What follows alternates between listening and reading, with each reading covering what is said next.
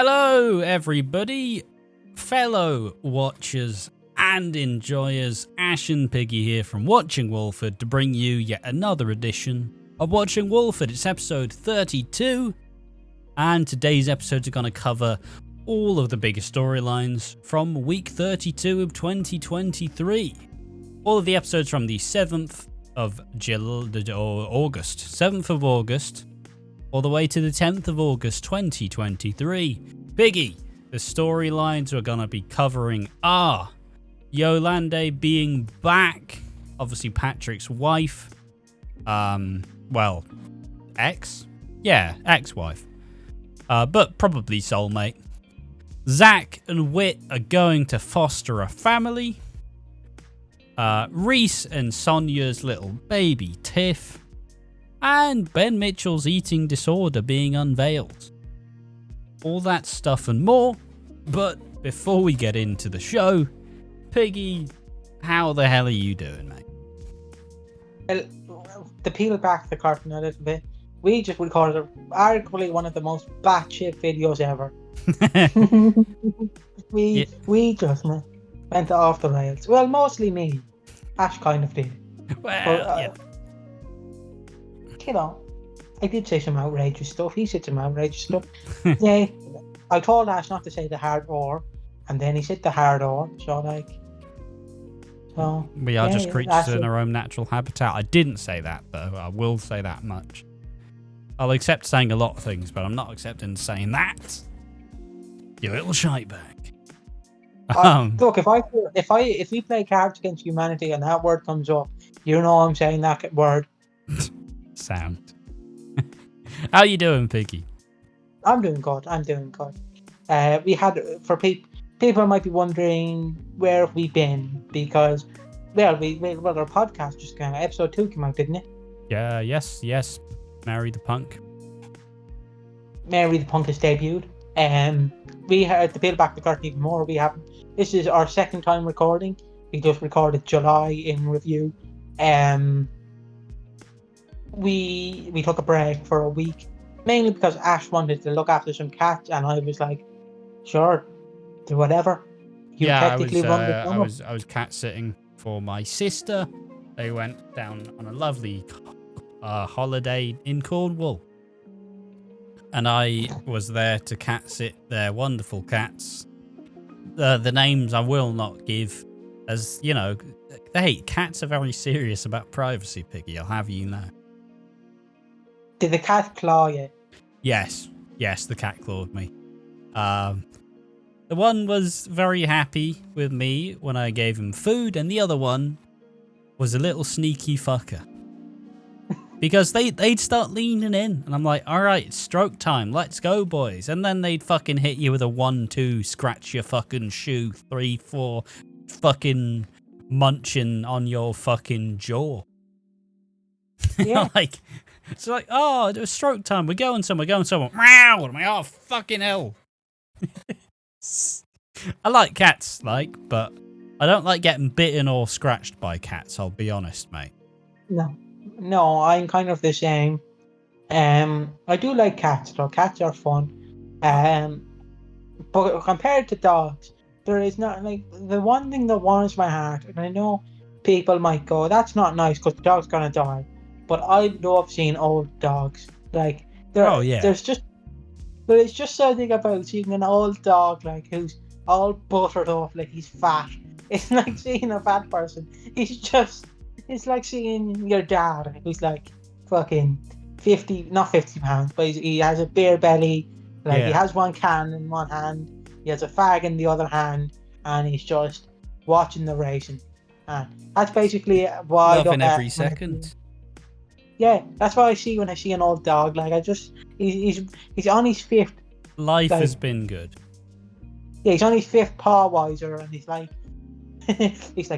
boy, today was just rough. Jesus, Caroline talking in my ear, and he's just gave me a break, and then they're like, want to go for a walk? Do I look like I want to go for a walk? I'm hurt. But yeah, cats. There is a cat called Cletus that I follow. she has wobbly cat syndrome, basically where the cat was born unbalanced, where it doesn't have great balance. Yeah. And basically Cletus is a cat that I think her name's Cletus. He's just basically, it's a wobbly cat, and it's not funny, but you kind of do get a giggle because the cat's drunk walking. But you do feel bad for the cat, but at the same time it's kind of funny. But shout out to them. So yeah. We did take a break. But we're back, and hopefully we'll get a bit more time put into the channel. It's been a little bit light on content, but hopefully we're gonna be pumping out the classic podcasts. Thank you all for the support on the podcast. Well, it's done better than I thought it would, so that's enough a green light for me to happily keep doing it. And yeah, hopefully more videos coming out soon. Sorry, Pig. I used up all my juice on that July in review video. Fair enough, mate. Fair enough. I'm just checking the channel. Hold on. We have 109 subscribers. On more to 110. Rome wasn't built in a day. Neither was Watching Walford. We've got 40 views and 1 like. The Freddy Slater video got 102 views. So yeah, obviously our most popped off video, I do not know that. But probably Ash does. Something we did around the 38th anniversary week, if I had to guess. Probably. Why is something called promotions? Oh. Fuck that. What you do? It's just, you can just pay to promote a video. Fuck that. We're poor. The highest viewed video we did at 4,118 views was a video that we did during the 38th anniversary week, called Steamy Love Affair and Saucy Love Triangle. Oh. And our second most popular views was obviously Suki and Eve finally get together, as we truly embraced the gays.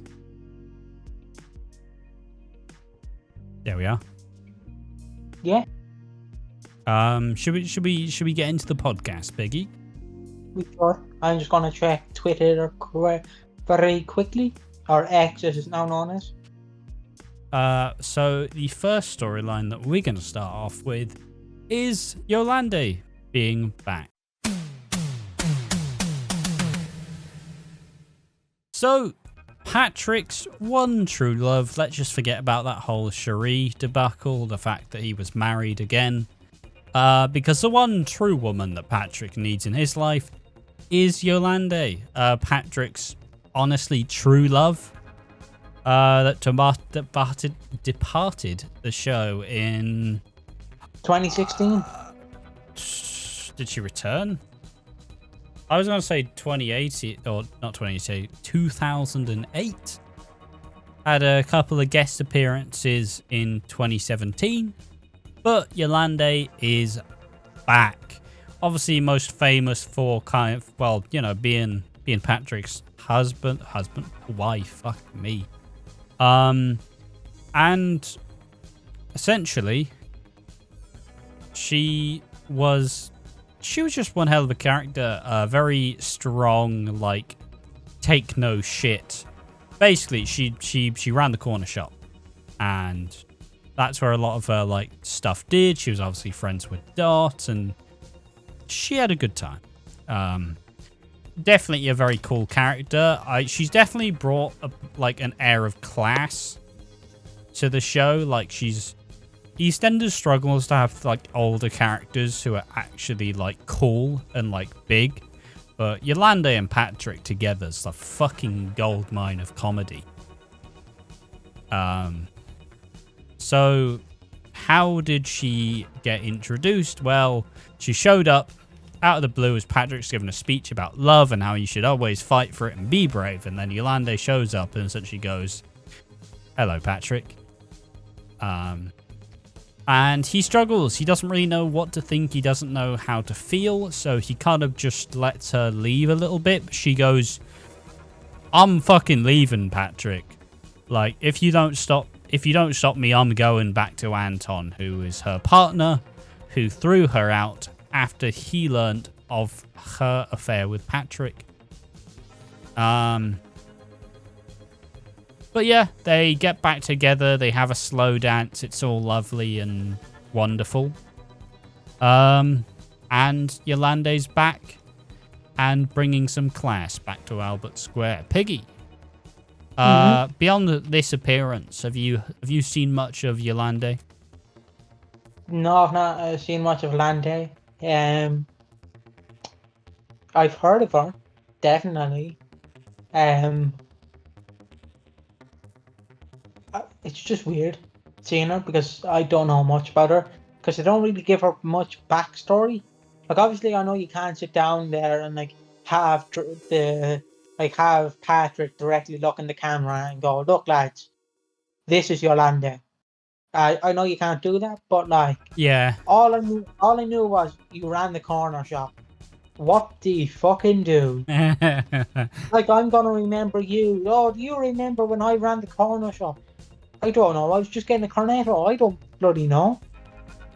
Yeah, fair enough. It's one of those roles that kind of like, it's the weird thing about soap and how some of these roles are like iconic in a way. Like, obviously Dot, you know, you always saw Dot in the laundrette, you know. That was her job. That was what she did. She was always there. You know, Pauline with the laundrette as well. Worked there, what, like 20 odd years? They kind of tried to do it with Karen, but you know, Karen's fucking shit. She's leaving. Who else is iconic in their roles? Obviously, Den's iconic with the pub. Danny Dot. Yeah, Mick's iconic with the pub as well. As is Linda at this point, I'd argue. Peggy. Yes. Grant and Phil, both with the garage and the pub. Yeah, more true. Grant with the pub and more Phil with the garage. Yeah, Phil with the archers. It's intertwined, basically. Yeah, and obviously for a cheeky bit of Coronation Street, obviously Fred Elliott and the Butchers. If you don't know Fred Elliott, he's fucking incredible.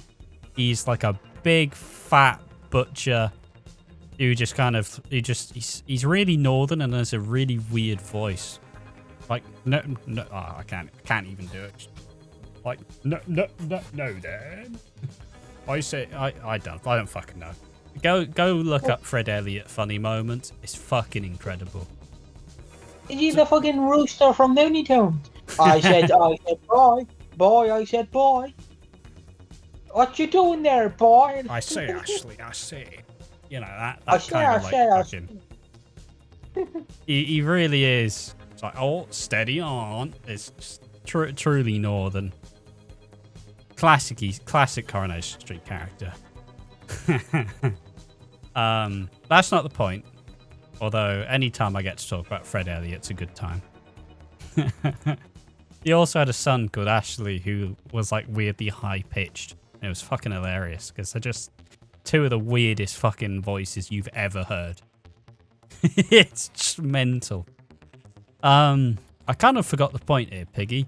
It's just the fact that it's an older character that's been brought back, and honestly, some of these, when you're bringing a character to just kind of be old and exist, it's always a bit of a struggle because, well, the fucking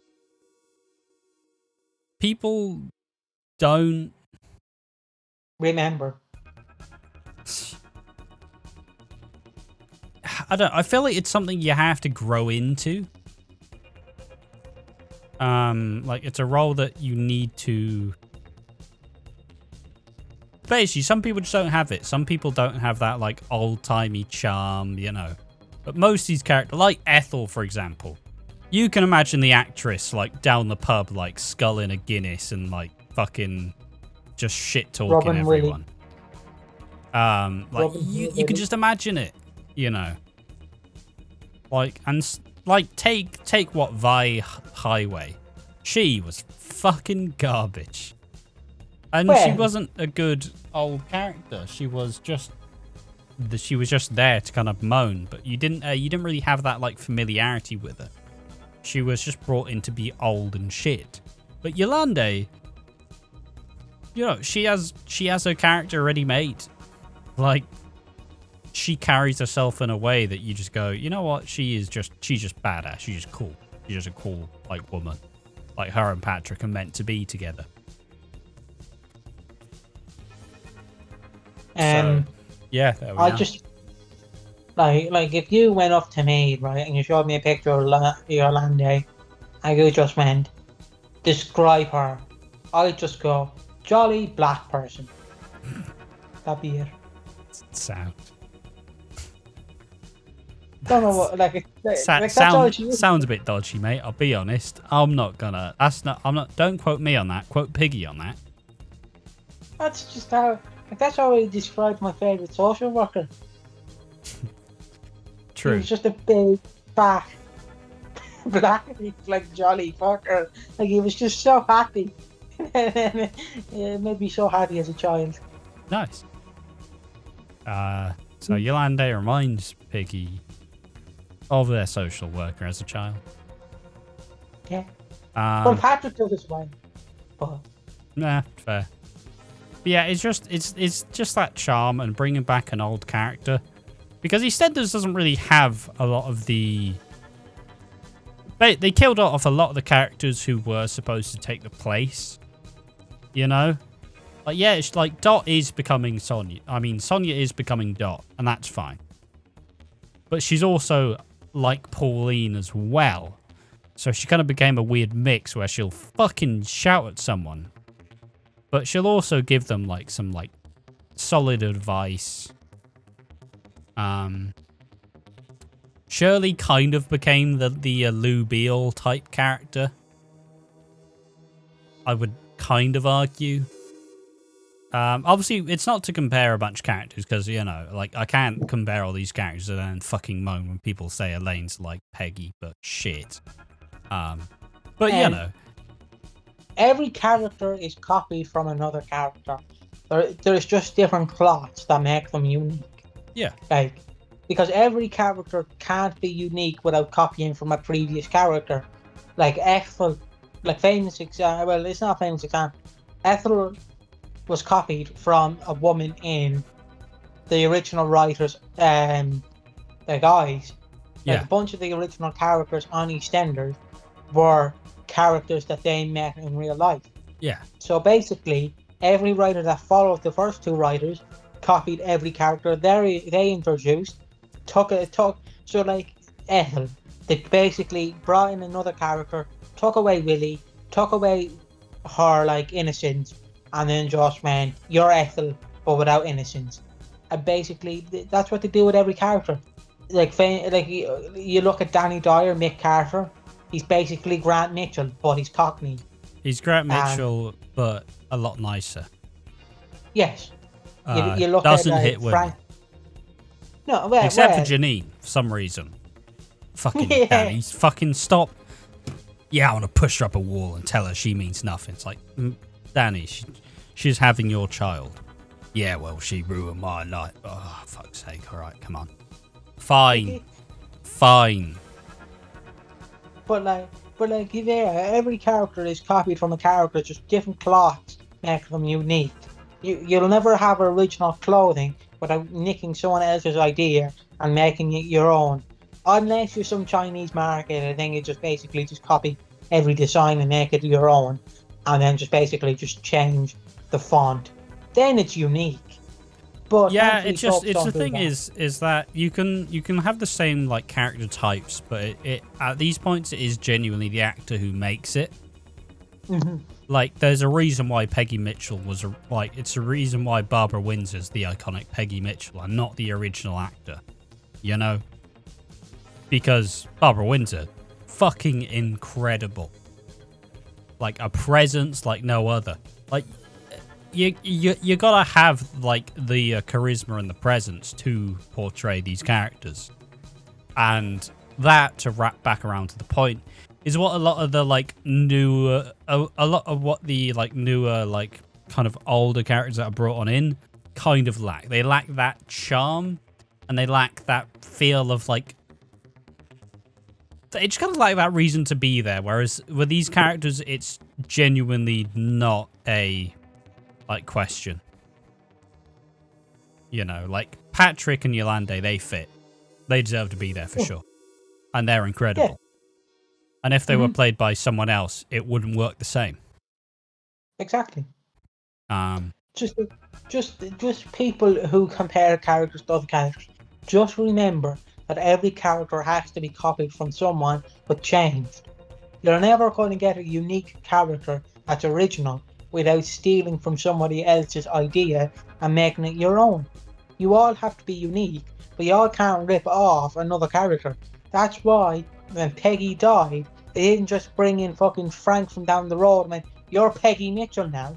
Be Peggy Mitchell." They, how stupid are you fans who think, Jesus, Elaine's just Peggy Mitchell? It's not like they pissed on Barbara Winster's grave and went, "Look, she's dead now. Fucking, you're Peggy." Like, how stupid are you people? You people. But yeah, there we are. Yolande's back, and it's a fucking great time. Brings back some of that classic EastEnders charm that honestly has been missing for a while. But as I said, we are entering into a golden era of the show. So, and by bringing back these characters, it is a, you know, you want the show to be a love letter to the show's past, but you also want it to strike out on its own front. But they're creating a very good foundation in order to allow it to flourish, you know. They've built the stage is all set, you got all the extras. Now you just need to deliver on the main fronts. Or something. I don't know. There's a good description somewhere. Alright. I think that's all we need to say about Yolande being back. Lovely to see her back, and lovely to see whatever she does next. But the next topic is gonna be Zach and Whitney are gonna be foster parents. Zach and Whitney are gonna have kids. Well, not of their own. They are just gonna have, well, they're gonna foster some kids after a lot of deliberating and a lot of struggles.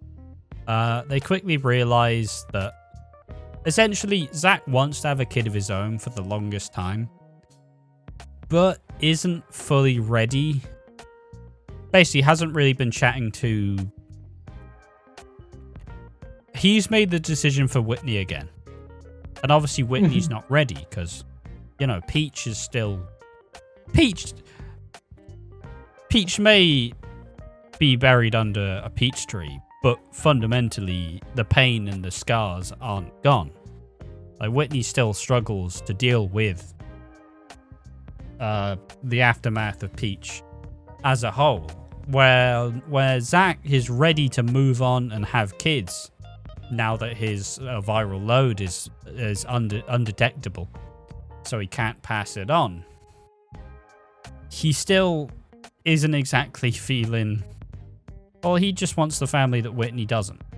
And it's not that she doesn't want a family, but she just wants to foster kids rather than have any of her own, because she doesn't want to risk going through that again. And it goes back and forth. You know, Zach's like, I can't have my own kid. What if this kid thinks I don't love him? But fundamentally, Whitney kind of just essentially goes, look, this is our option. You either do it or you fucking don't. And yeah, there we are. Zach and Whitney set to become foster parents. Honestly, I don't know how this ends, really. Yeah, Because Whitney's leaving. Yeah, Whitney's leaving, so we have to kind of think, like, how will she leave? Now, there's always a chance they do similar to how they made Ruby leave. Where obviously Ruby and Martin were trying to have kids for the longest time. They struggled a lot. But in the final shots, we saw that Ruby was pregnant. And, you know, if she ever comes back, which she hopefully will, she will bring Martin's child. Like in Coronation Street, where Tyrone had an affair with Alina. She also left pregnant as well. Not that I really see Alina coming back anytime soon, because she didn't really get to do much on the show. That's Coronation Street. This is EastEnders. But if they're going to foster kids, I don't really know how they're gonna do it. Like, I think we'll have to see, because she's expected to leave around, I think, early next year. So January, February. So she will likely have a big Christmas story, of course. She deserves it. And it'll allow everybody to allow the heart to grow fonder. You know, Whitney is not an iconic character yet, but a lot of the groundwork has been paved. It's just she just got fucking tragedy punch into tragedy punch in the fucking stomach time after time. And that obviously becomes difficult to, you know, at some point you just stop giving a fuck. It's kind of the situation that Ben Mitchell's currently in. It's like, oh, you're sad.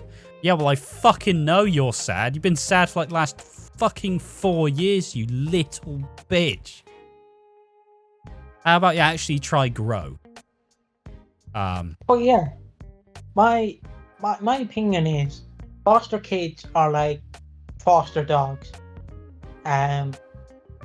Obviously, people are gonna go, why are you comparing foster kids to dogs or animals? Because, like, you know, either the dog's been abused at home, you know, same with a child, he's been abused at home, you know, then like they take him away or take the dog away and they put him into a kennel. Well, they wouldn't put a kennel, they would put a child in a kennel, unless you're the American border police then, yeah.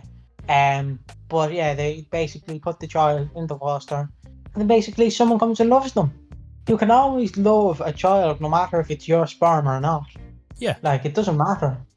Like, let's be honest. If my child was fucking black and blue, do you think I'm gonna go, I fucking hate you? I'd be like, come here, son. Why do you look like a blue and blackberry?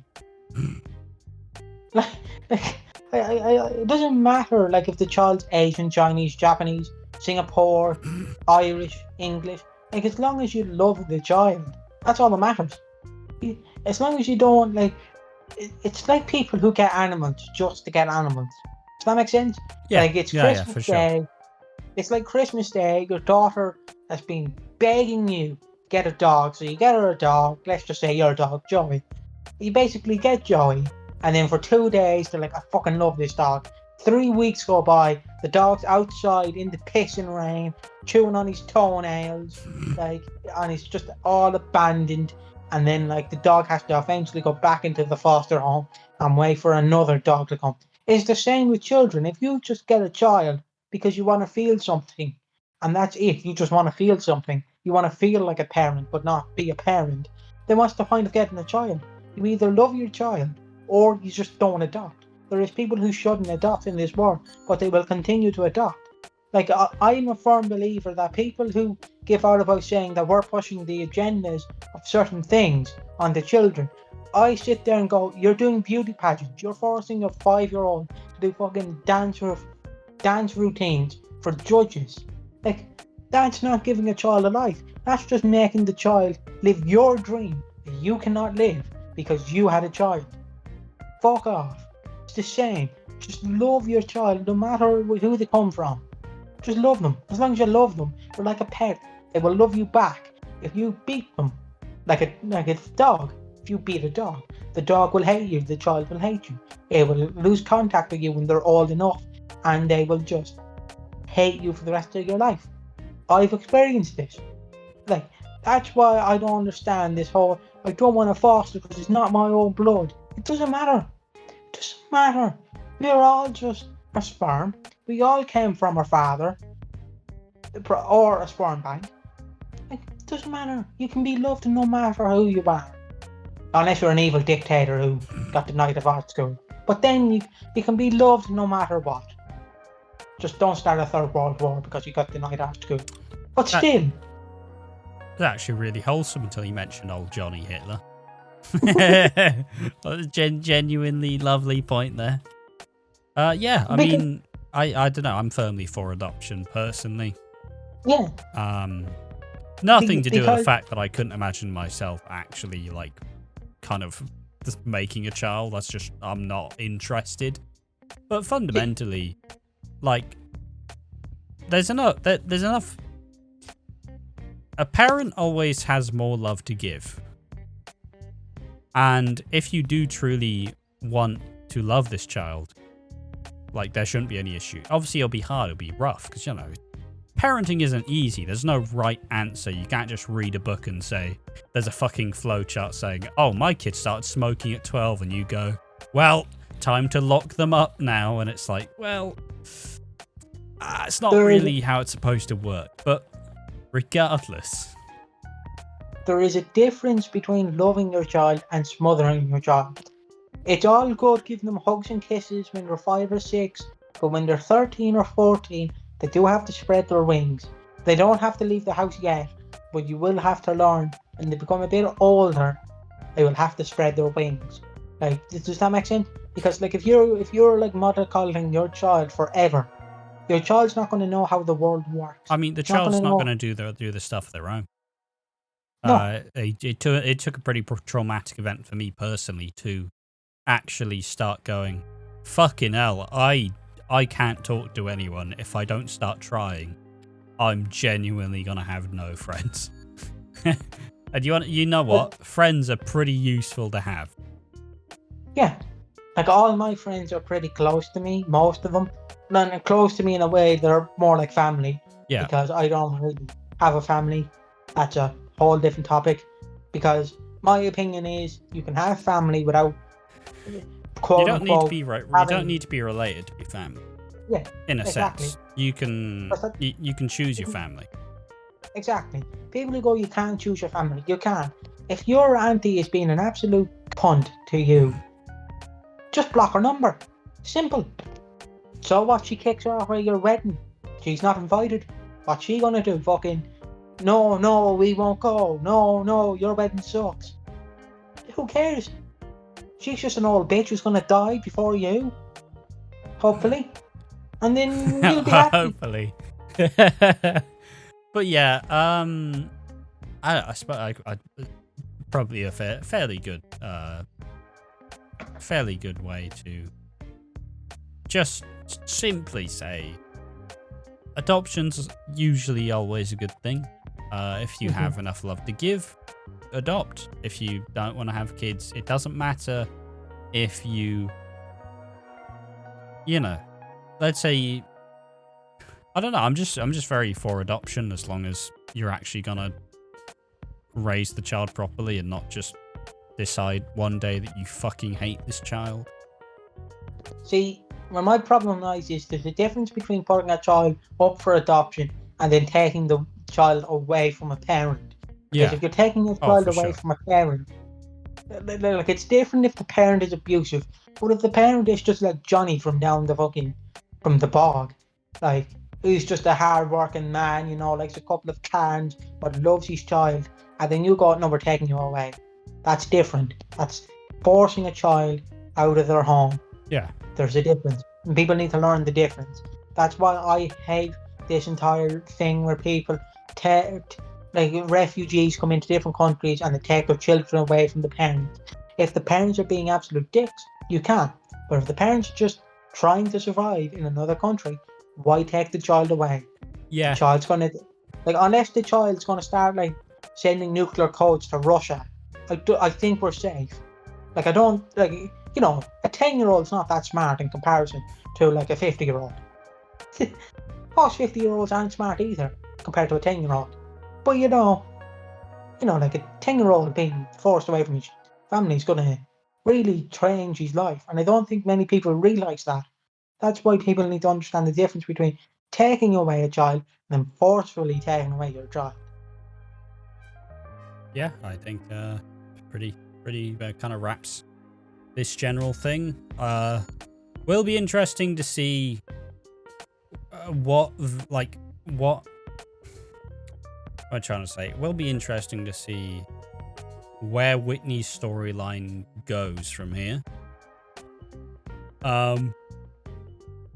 Excuse me. But honestly, it's hard to tell right now. But fostering a child is a good way.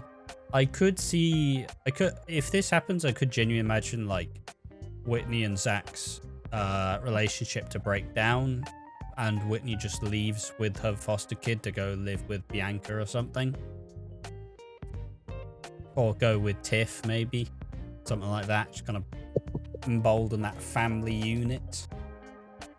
But we'll never know, and only time will tell, so we'll just have to wait and see. But the next topic that we're going to talk about is another topic related to children. It's Reese and Sonia's... Well, it's a fucking nightmare, isn't it? Reese and Sonia are gonna have kids. Who is he piecing and what is he doing? Well, he can't piece anyone because he's firing blanks, but we'll get into that. Baby, I think he's firing blanks. He is shooting blanks, yeah. Yeah. So basically, the carry on from last week, Sonia and Whitney have a little chit chat. Sonia does a great impression of Reese, which surprised me. It was very good. It was very good. And basically, they have a little talkie-walkie, and like Whitney's like, look, you can piss on a stick, and we'll have a little wine. We'll have wine, and we'll. Well, I suppose for context, last week Sonia thought she was pregnant. Yeah, she wasn't just going to piss on a stick, like she was pregnant. And stick, I mean the pregnancy stick. I don't mean she was going to get a twig from the back garden and be like, here you go, squirrels. But yeah, and then basically Zach hugs Zach hugs Sonia because, well, it's also rough on Zach because we forgot to mention it, but this week was Peach's due day. Yes. He was supposed to be blossomed, but obviously that didn't come to fruition. Yes. Or tree blossoms though, so like, you might not be there in real life. They didn't actually show a peach though. Yeah. I wasn't expecting there to be like an actual peach on there, but it would have been nice. Like I want that symbolism to be there when Whitney leaves. I want I want her to say bye to a baby peach, and it'll be like, yes. How I want, before I move into the rest of this, how I'd love Whitney to leave is they have Zach is embracing that she has to leave. And basically they go up to the peach tree. She pulls down a peach and it's like, you and me peaches. See you later, Zach. She takes a bite out of the peach and just walks off. And that's the last. Because it's like how Lola went, you had a fox. Not drive by, a fox in a car. A fox basically ran across the road. SMG. Fox in a tank. Motherfuckers. But yeah, basically like that. I want symbolism. I don't want it just to be like, well, I'm leaving. What about Peach? Who's Peach? And what's the deal with all these peaches? Like, obviously I don't want that. I want her to be like, yeah, Peach was going to be my Peach, but now I have to peach off. See you later, Peach. But yeah, that's enough of peaches. I haven't had a peach actually. Is it nice? You've never had a peach? No, I never had a peach. Oh, it's quite sweet, quite nice. It's a bit furry. It's a bit of an adjustment. But it's generally quite tasty. I forgot to mention it, but you know what I found in Tesco today at the time of recording this? All right. I found a bottle of Prime. Oh shit. I bought a bottle of Prime Ice Pop. I can send you a photo if you want to put it on screen. I'm not putting a bottle of Prime on. But basically, I bought it. It was £3, and I was like, Jesus Christ, you're asking £3 for this. I got home, I put my lasagna on, and then I drank it, and I was like, this is very sweet. It is. Like, I was expecting Prime because it's by a wrestler, boxer, and a boxer. Like, I mean, it's being shipped as a sports drink, right? Yeah, it's being shipped as a sports drink, but it's like this. As for people who know me, know I do a wrestling podcast, or did do a wrestling podcast with Ferg. Basically, Ferg said it's like eating a candy bar in a drink. Because you just want water. Basically, I drank the full bottle of the Prime Ice Pop, and then I immediately wanted my Gatorade because like it was so sweet. It was like that Lucasade apple, I think it was. Oh. Where it's like, it basically tasted like Lucasade apple. That was essentially it. Fair enough. It was not worth. I basically what did I post on my story? I basically posted hold on. Won't let me click now. I basically said that shit is mid as fuck. Not worth the hype. So yeah, it's not worth the hype, folks. Yeah, fair enough. Interesting. I like. But yeah, back to Reese. He's not a bottle of Prime. He's fucking Reese. But we see Sonia hug Zach, and Reese, alarm bells go off in his head. He thinks, oh shit, she cheated on me. So Sonia, of course, pisses on the stick, and then Reese comes in, and Reese is like, what are you doing sleeping with men? And Sonia's like, what are you doing, Reese? Yeah, this Reese, is not you, Reese. Why would you think that?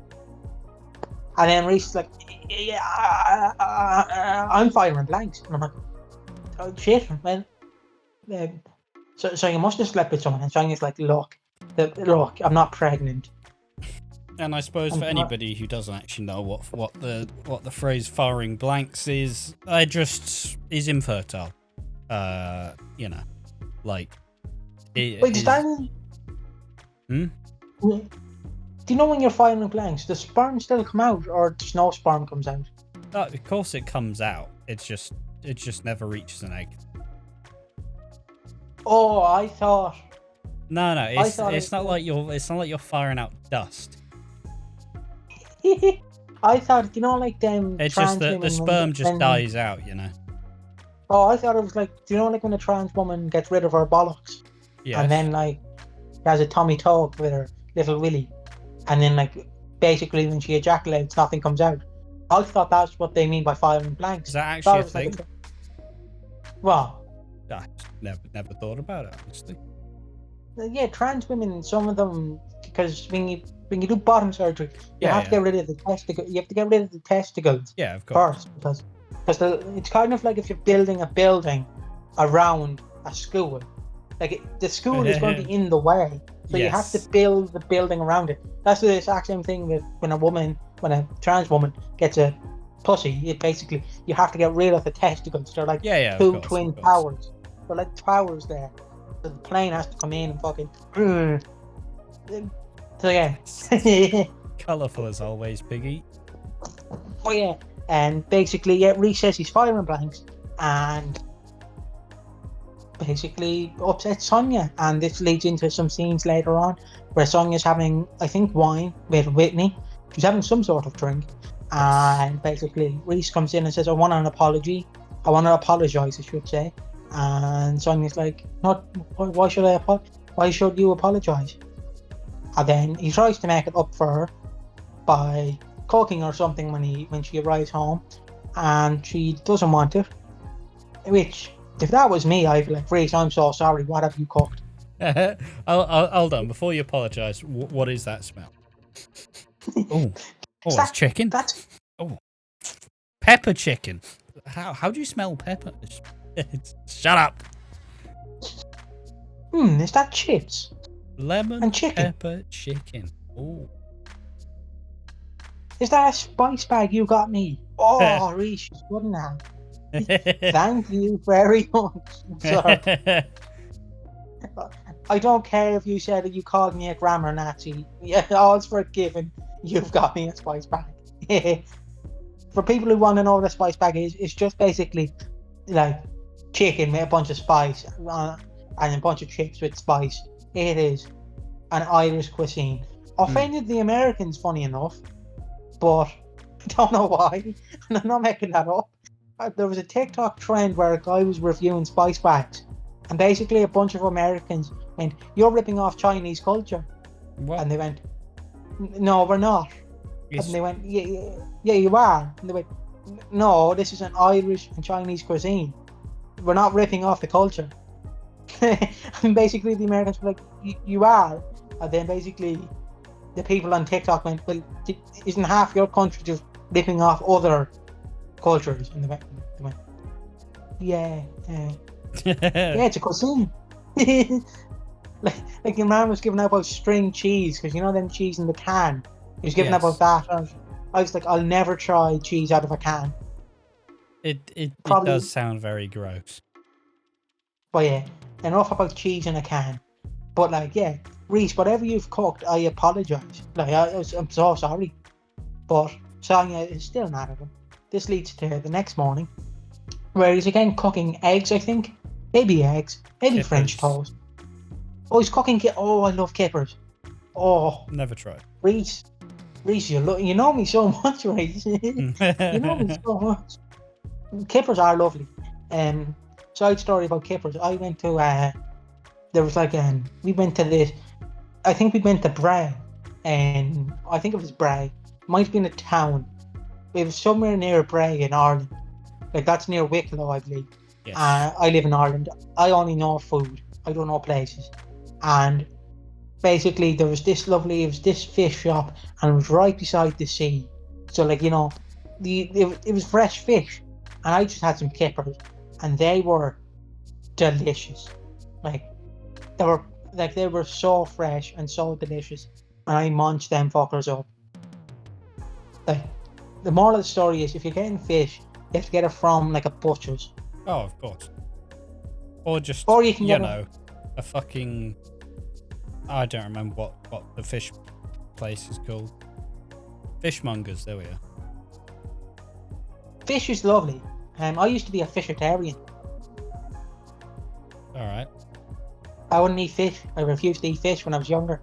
So The fish is good. I used to be a fishitarian. Isn't it called So, a yeah. pescatarian? I thought it was a fishitarian. Boy, it's really sidetracked. But yeah, Carry he's on. cooking kippers. He's cooking kippers, and again, Reese, like, why have you apologised? Anything you've said in the past, could have called me a cunt. Anything you've said to me, I love you now. And Sonia's like, I don't want the food. And Sonia said, how did you sleep in the spare room? And Reese responds with one of my favourite lines. It was a single bed, and he fell off twice. Fell out of bed twice.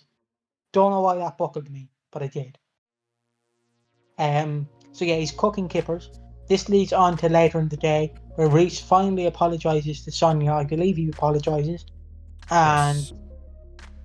he shows he got some pregnancy flyers. IVF flyers. IVF flyers, and basically says, look, we can look into this.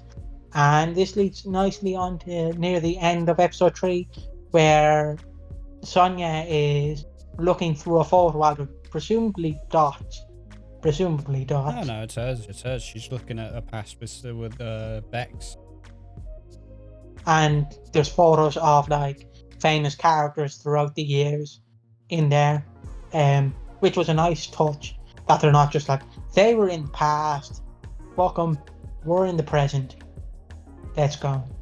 But yeah, basically she acknowledges the past. Her and Reese have a lovely talk. They go upstairs and they're thinking of baby names. Sonia goes over having I think it was Bex in the spare room, and Reese just awkwardly goes, yeah, that's interesting.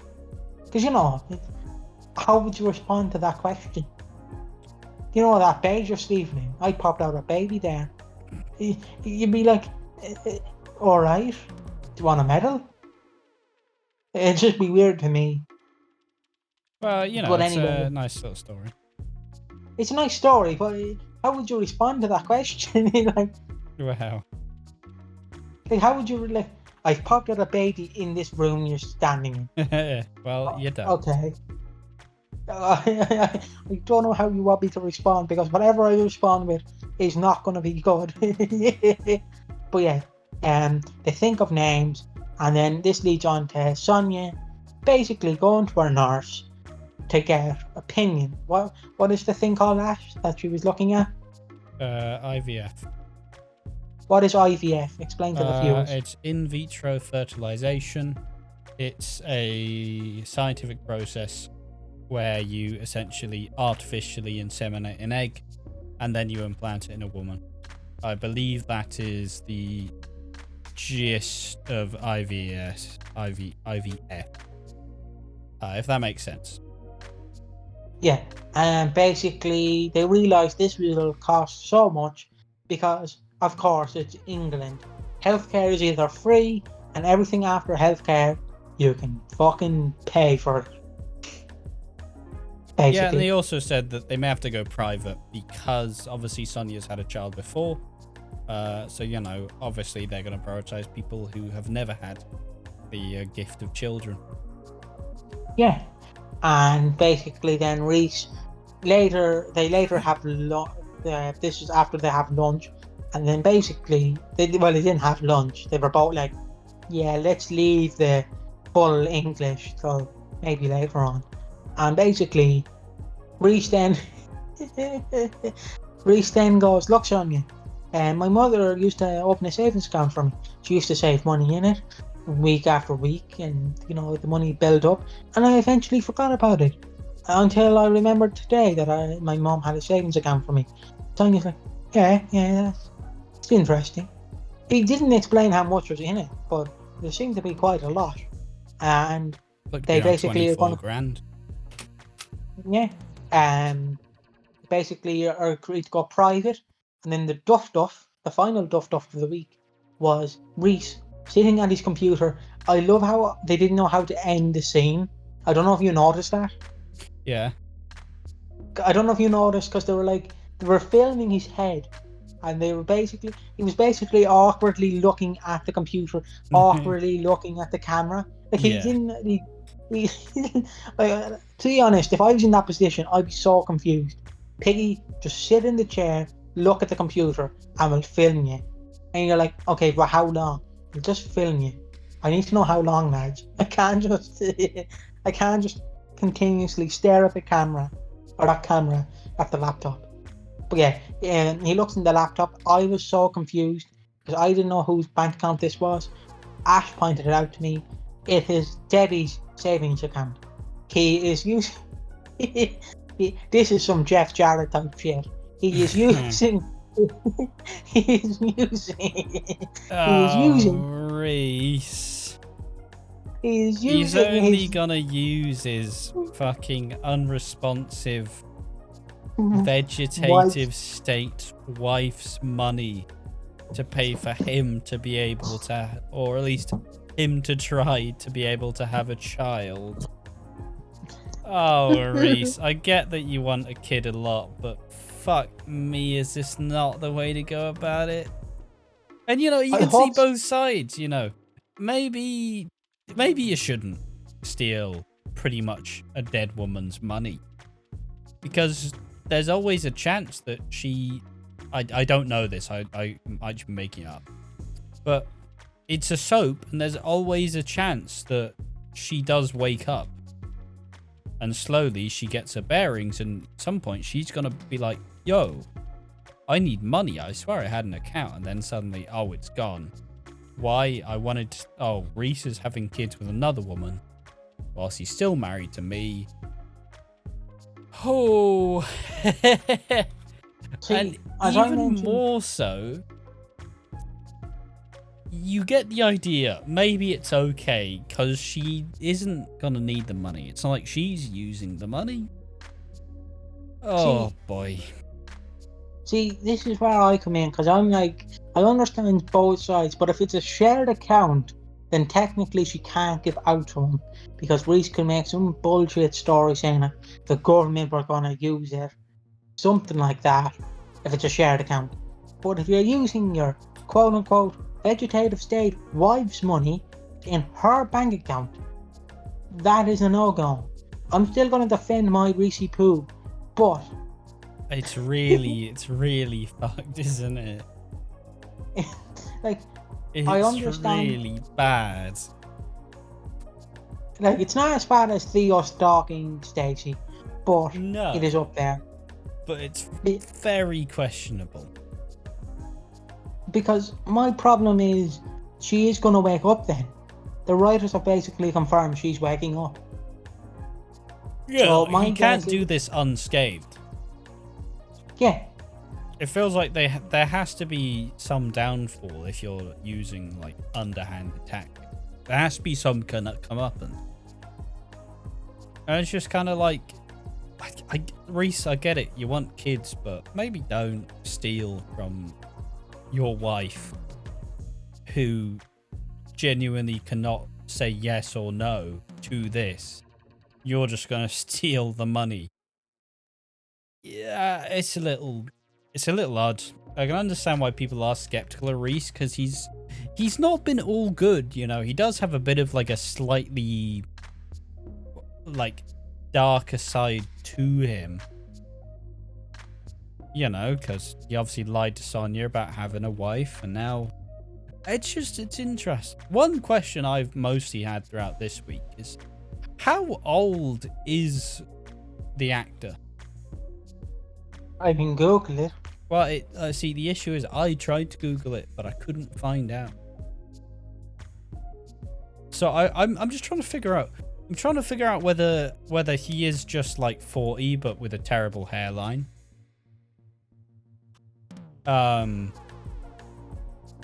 Or whether he is like mid 40s, early 50s type deal.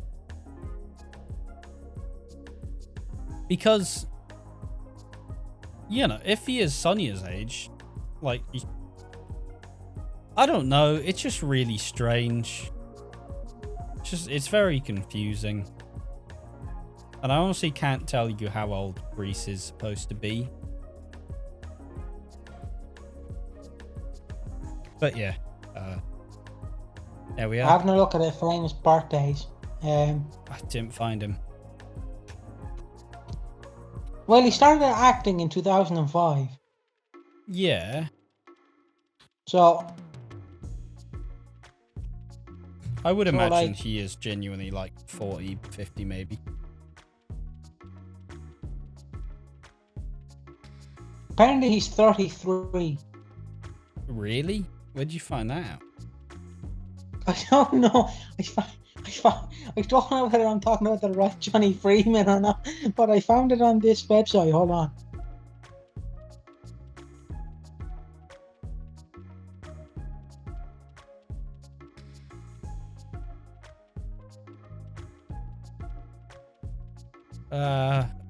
Apparently. If he is 33, that's fucking wild.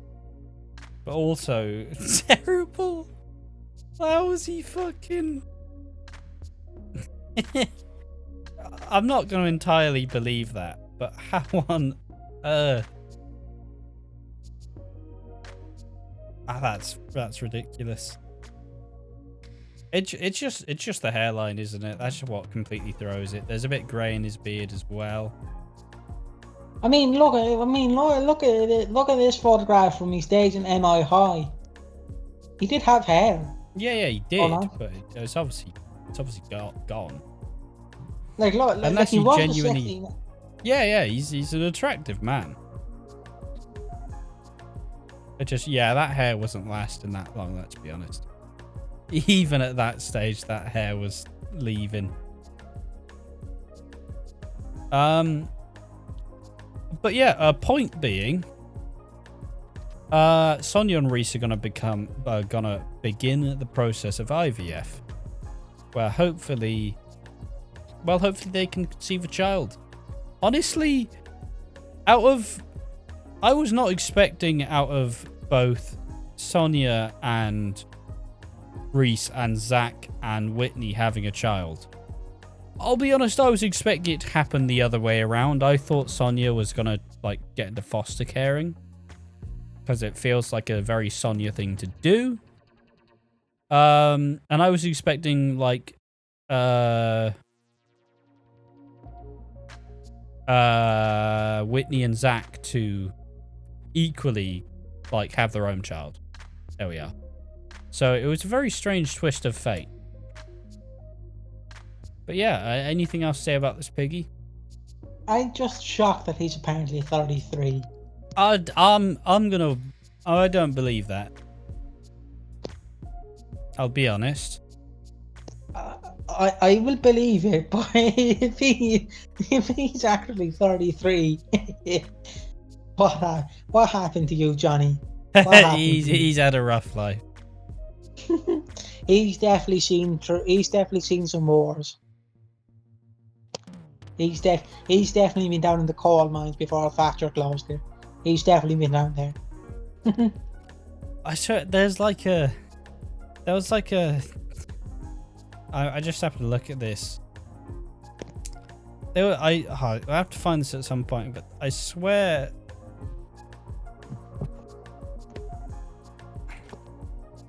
there was a football player who was like signed at 18, but he did look like a fucking... He looked 40 years old. And like they had to do like an identity test where they're like, yes, he is 18 years old. He's just seen a lot of shit. And you look at him and he's just like a fucking just wax, just like, oh, get me out. But he was 18. That's just funny to me. Like, it looks very deceiving. But what's not deceiving? Asher, lie. What is deceiving? It's Ben Mitchell, as his eating disorder is being unveiled, and he is actually going to get some therapy.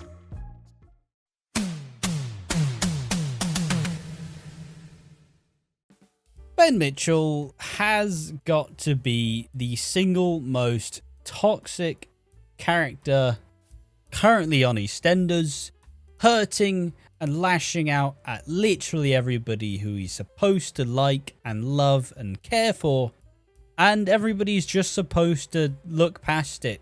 Why? Because he's Ben Mitchell. But trauma doesn't mean that you should just be an absolute shitebag to literally everyone.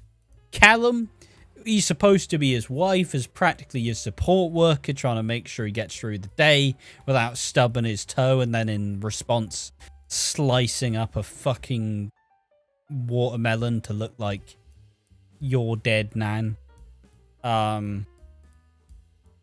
Kathy, his mum, who he just doesn't respect and treat well. Peter, who he forced away out of Walford because he attacked him. Like, Ben Mitchell has got to be one of the least accountable characters on the show in a very long time. Fuck Ben Mitchell. Fuck the Ben Mitchell stans. There's only so long you can go and just be a complete piece of shit and absolutely toxic to touch before, you know what, people just decide, I'm not down for the Ben Mitchell ride anymore. And I used to be a really big Ben Mitchell fan. He used to be my favourite character. Getting back into EastEnders, I watched all of Ben Mitchell. Every single actor, every single portrayal. And at this point, I've finally come to the realization that this is not the Ben Mitchell I like. It's not the Ben Mitchell character I believe is the strongest. And I just think that they have chosen a new favourite. Obviously, he's been a favourite for a lot of the time, especially with Danny Dyer gone. He has just taken that main character spot and just been an insufferable piece of shit the entire time. There we are. There's just a Ben Mitchell rant there for you. He isn't actually that bad this week. I just wanted to get it out there before we continued. Essentially, Honey realizes that Ben hasn't been eating and notices some of the signs. Obviously, Honey had struggled with an eating disorder before. She confronts him, and this essentially gives him the build-up to open up to Callum finally and actually admit that things are wrong. A lot of this does stem from trauma and upset from Lewis. Obviously, he was raped, and that will deeply affect anybody in that situation. And you know, through the episodes, he's at the gym, he's punching the bags, but then Kat arrives, and obviously Kat has been through some similar stuff, you know. Like, Kat was obviously abused by her uncle, not Charlie Slater, Harry Slater. And obviously, you know, that's not consensual. It obviously deeply affected her too. And he goes to a session of therapy and eventually agrees to go to a support group. Not talk, but just listen, just experience, and just start to work on confronting some of the issues he's had over a lot of these of a lot of this unaddressed trauma that he's been dealing with. There we are. Ben Mitchell's eating disorder has been unveiled. Piggy, how did you find the Ben Mitchell scenes this week? Didn't mind them. I do think this should be given to someone else, because this just feels like, do you know when you do a bonfire and like you have the sticks on and then fucking Johnny comes in and he starts throwing a couch on? Yeah. It feels like this. They're basically just going, right lads, he's depressed. Just throw everything on him. It's a lot like how Whitney has kind of been like Whitney just went, oh, Whitney, yeah, love Whitney. Oh, she's in an abusive relationship. Oh, yeah, she's now out of the abusive relationship. Now she's in a relationship with a gay man that's never gonna love her. Oh yeah, now she's been tracked down by the man who, her stepdad, who groomed her from a young age. She's now been stalked by his son, who wants her to confess that she lied, and now she's had to kill him in self-defense. It's like, oh. And she's just lost a baby that was like that suddenly died before it had chance to be born. It's like, oh, fuck. Jesus. And at some point you just kind of go, you know what, maybe this is too sad. Maybe I just don't want to look at this anymore. And that's what I feel everybody finds with Ben Mitchell. You're either an obsessive Ben Mitchell stan, or you're just like, oh, for fuck's sake. I don't even like the character, but can we stop stabbing him with a knife in the gut? Like, his intestines are falling out already. Just stop. Stop stabbing him. Can he just recover a bit, please? There we are. Yeah, I feel like we've said mostly everything we can on Ben Mitchell. There's not much we can say. I suppose, hopefully, we see some growth. Because the issue with the Ben Mitchell character is he hurts, and then he says sorry, and then he does the exact same thing and then hurts again. And then he just expects everybody to move on with it, when he's never really facing any actual... He's never getting his comeuppance. He's always being in the wrong, and is then just able to just go, oh, I'm sorry, I'm really mentally ill, and people are just like, fine. So, it's just, hopefully, this therapy and this confronting the issue allows Ben to develop the character a little bit more, as Ben Mitchell has been in a permanent state of tragedy since he came back in, 2019? Yeah. But he is getting some support and some therapy and addressing the issues, so hopefully now we actually see the development. Now the show needs to give us a reason to actually start giving a fuck about the Ben Mitchell character again. But that was the main storyline of this week, alongside Reese and Sonia's IVF and the fact that Reese is about to steal a woman's money who can't tell him not to. But that has been all, so we shall head towards the final thoughts and the awards segment. Final thoughts on the week of EastEnders. I'm going to go first because fuck you, Piggy. It was a fun week of EastEnders.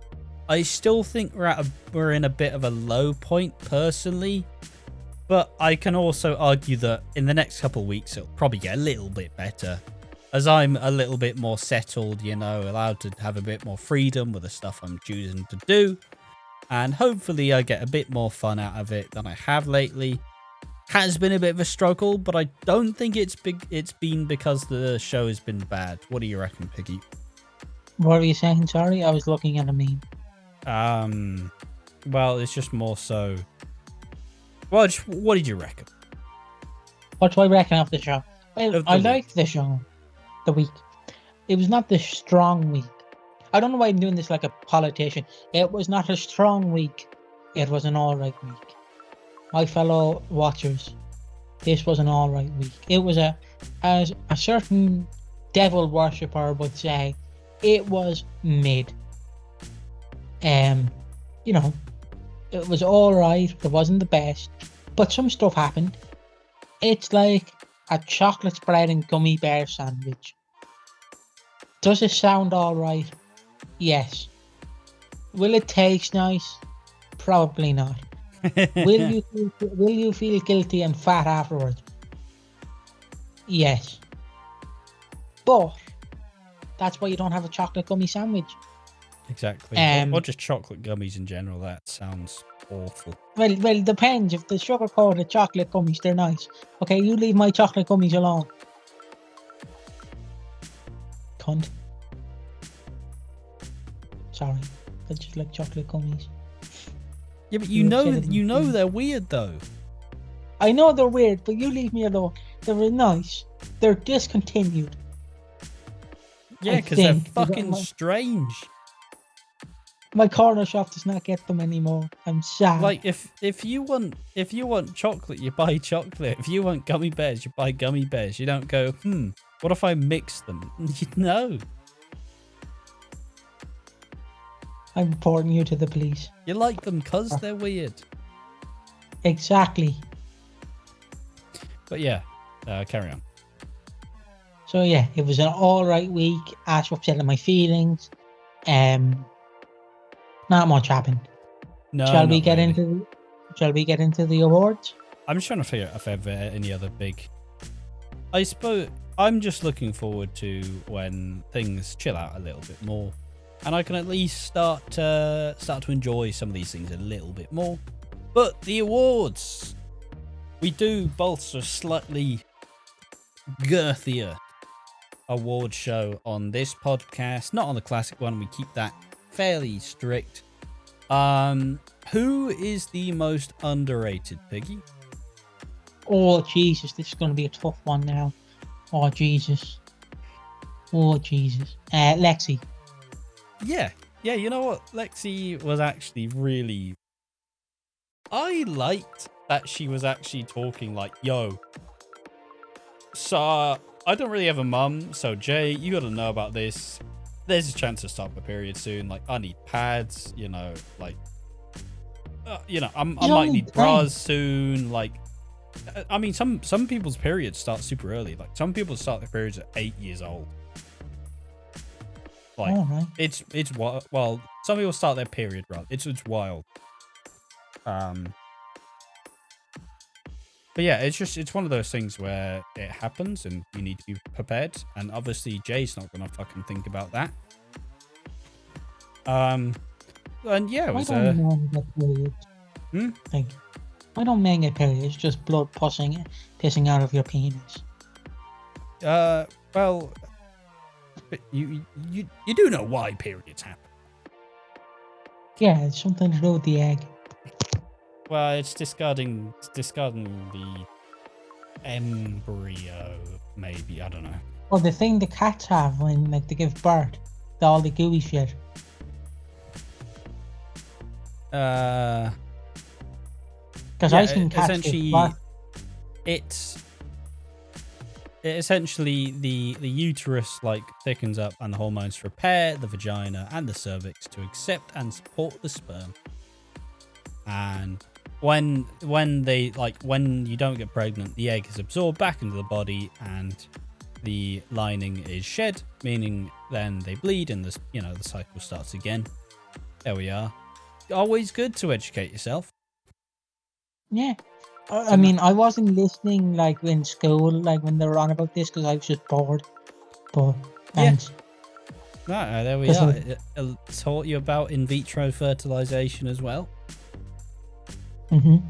But the one thing I want to say is, like you like don't want your sperm to like you don't want to socialize your sperm. Mm. Why don't you just go to a sperm bank? That's 20 quid. Just fucking start whapping them out. Just shooting. Like, I believe that your sperm should not go on wasted. You should donate it to the fucking sperm banks. I've not really got a particular dog in the fight, I'll be honest. Never really thought about sperm bank personally. I don't even know if there is one near me. Don't think so. There probably isn't. There are much more capable donors than me. My sperm's probably shit. My sperm probably doesn't exist because of the tablets I'm on. Or autism isn't necessarily a genetic thing, but well, if I can avoid people getting, if I can avoid that, that would be wonderful. There we are. Opinions on sperm banks. Tell us that in the comment section down below. And also, does eating a certain thing change your sperm taste? I don't know. Because I want to know if I drink a hot chocolate, will my sperm taste like hot chocolate? Well, you know what you have to do then. Well, obviously, I can't shoot much stuff out because of my tablets. So, like, can you please do it for me and I'll lick it off you?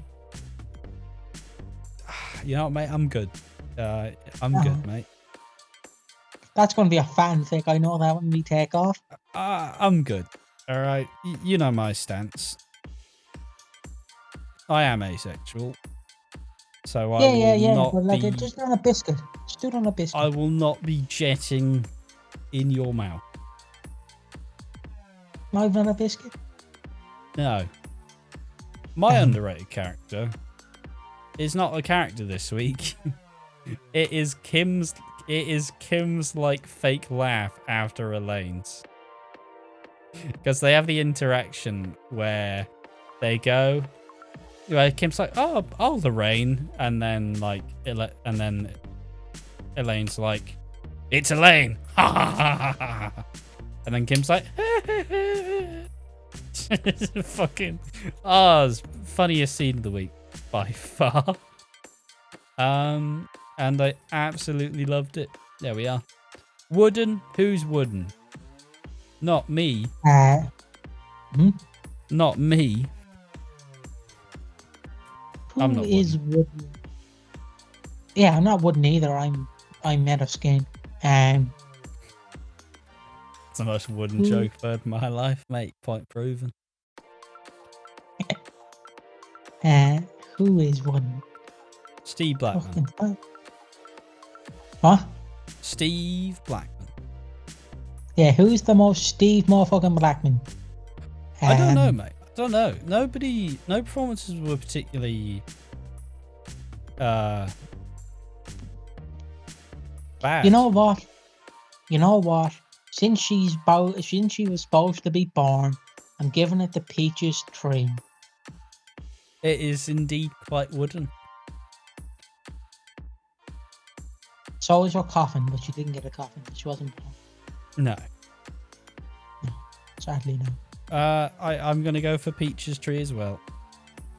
Like I said, I do hope that a like small little peach grows there, and it's just a nice little like marker.